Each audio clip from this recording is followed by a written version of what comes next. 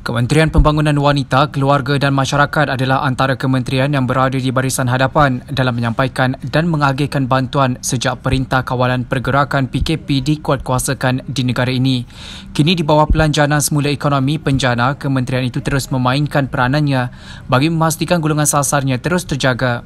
Kita tidak hanya menetapkan mereka yang di bawah garis kemiskinan ini, tetapi juga kepada golongan B40 dan juga ada juga yang di M40 yang terjejas akibat waktu COVID ini, terutamanya mereka yang berpendapatan harian dan mereka yang hilang punca pendapatan ataupun pekerjaan. Jadi kita lihat ada ramai yang terjejas. Dan inilah antara yang telah kementerian jalankan, bukan saja membantu menyalurkan peruntukan yang kita dapat daripada Kementerian Kewangan ataupun tabung COVID-19, tapi pihak kementerian juga membantu sebagai penyelaras kepada sumbangan-sumbangan daripada NGO khusus kepada mereka yang terjejas inilah. Jadi kalau ikutkan untuk bantuan daripada kerajaan COVID, kita dah salurkan hampir kepada 450,000 orang penerima yang memberi manfaat kepada 1.8 juta sebab kita bagi kepada keluarga penduduk Malaysia, dan untuk NGO kita pun terima hampir lebih daripada 20 juta yang disalurkan melalui JKM, dan itu juga telah kita beri manfaatkan hampir kepada 430,000 orang penerima. Dan penjana ini antara lainnya dia mempunyai 3 matlamat. Pertama, kita nak memperkasakan rakyat. Kedua, kita nak merancakkan balik ekonomi, dan yang ketiga ni kita nak merangsang ekonomi. Jadi di bawah penjana ini, alhamdulillah, kumpulan sasaran di bawah kementerian juga tidak dilupakan.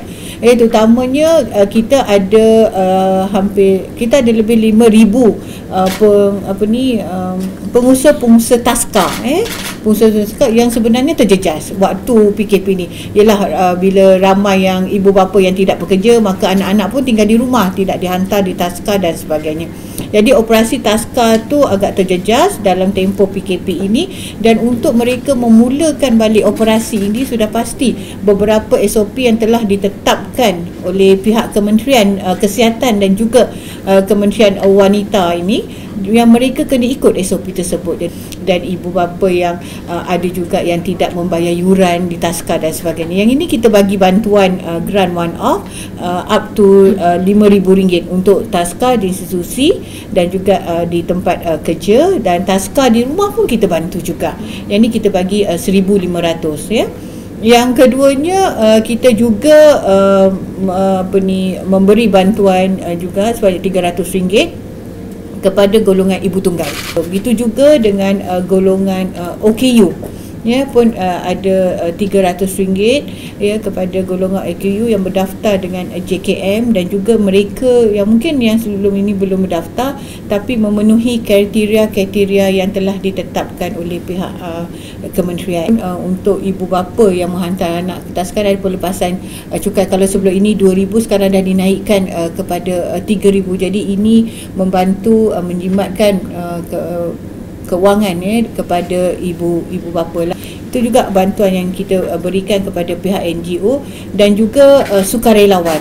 Kita ada home helps yang kita bagikan allowance sebanyak RM200, RM300 juga, RM300 juga kepada mereka, yang mereka ini juga membantu untuk kita menyampaikan maklumat, dan juga mereka ni yang pergi ke rumah untuk melihat juga sendiri keadaan ada warga mas. Kita tahu kadang-kadang ada warga mas ni dia tak ada saudara mara. Okey, kita anggarkan sekarang ni yang berdaftar dengan pihak kementerian ada 5,700 tapi kita anggarkan mungkin ada di antara mereka ni ada juga yang dalam proses pendaftaran dengan pihak JKM. So kita anggarkan lebih kurang dalam 7,000 pengusaha taska yang akan mendapat manfaat ni. Jadi kalau 7,000 satu taska tu lebih kurang dalam 30 orang, jadi 210,000 akan memberi manfaat kepada 200,000 kanak-kanak. Kalau kira ibu bapa 420,000 ibu bapa yang akan juga manfaat apabila taska dan dibuka, dan mereka boleh menghantar anak-anak ni di taska. Ya, di bawah penjadah juga kita ada juga insentif yang diberikan untuk pengasuh-pengasuh ini mengikuti kursus pendidikan awal kanak-kanak yang mana kita berikan insentif up to RM900 kerana masih ada lagi di antara mereka ini yang belum lagi mendapat sijil satu. Itu di kalangan pengasuh-pengasuh yang sedia ada. Yang kedua, kita buka juga peluang ini kepada rakyat Malaysia yang lain yang berminat untuk menjadi pengasuh. Jadi bila mereka dah mengikuti kursus ini, dia dah akan dapat sijil dan mereka boleh menjadi pengasuh yang berdaftar dan mereka boleh melayakkan untuk bekerja ataupun nak membuka taska dan sebagainya.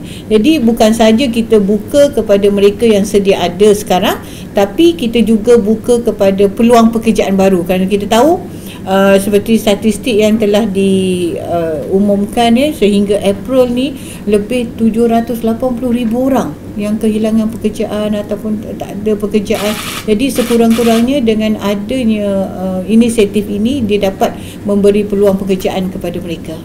Kita memang kita sedia maklum, yang pertama kursus ini juga dijalankan lebih banyak secara online dia ada online dan juga untuk akhir tu nanti ada sedikit beberapa praktikal yang kena mereka buat.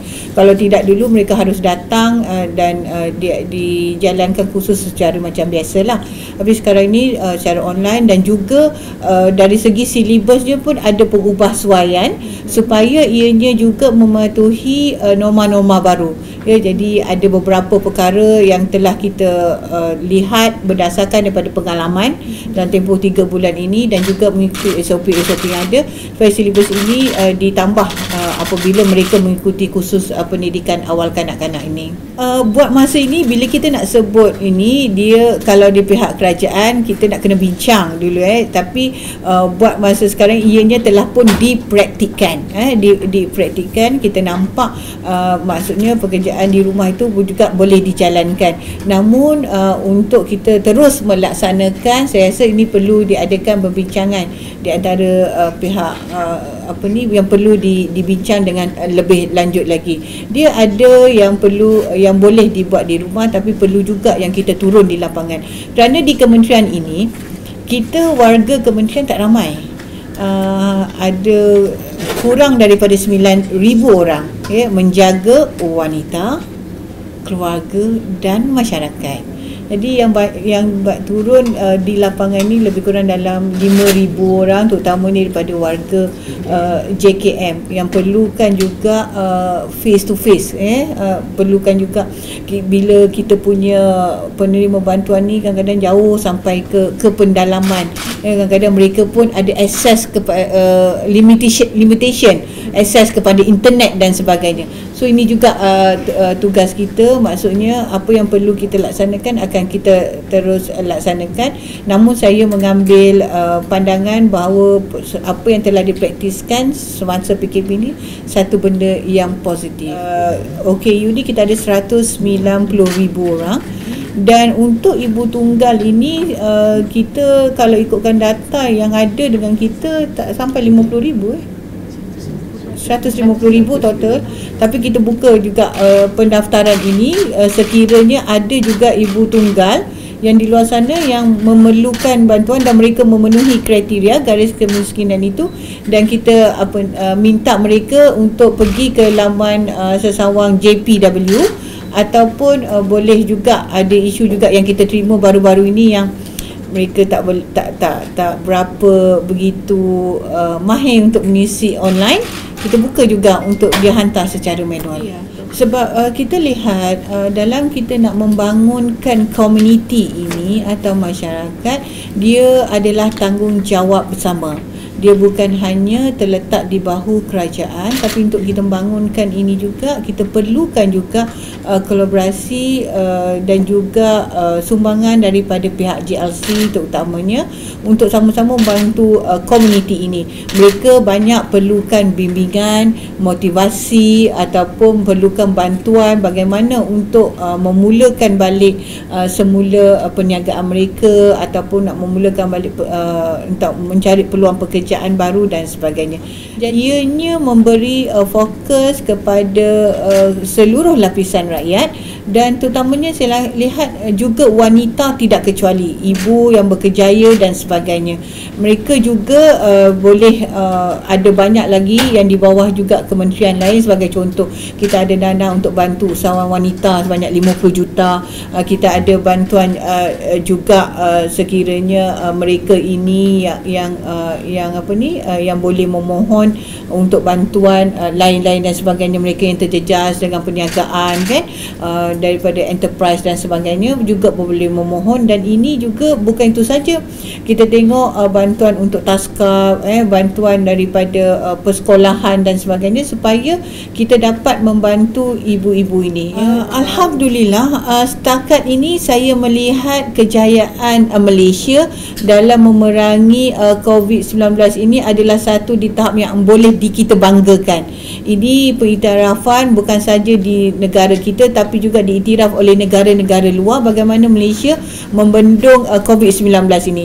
Yang Amat Berhormat Perdana Menteri membuat satu keputusan yang tepat, ya, dan tegas, satu keputusan yang besar apabila mengumumkan PKP pada 18 Mac awal tu. Jadi daripada awal kita dah cuba membendung, dan kalau kita lihat kita punya kes-kes baru pun sekarang dah single digit.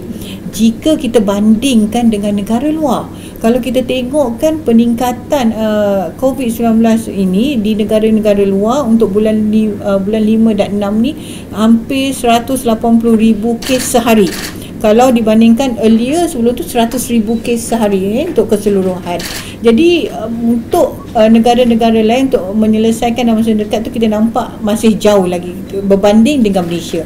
Tapi kita sebagai rakyat di Malaysia ini jangan ambil leka. Kena terus mengikuti SOP-SOP yang telah ditetapkan. Maksudnya kita juga kena buat langkah berjaga-jaga supaya kita tak nak dia menular kembali di negara kita.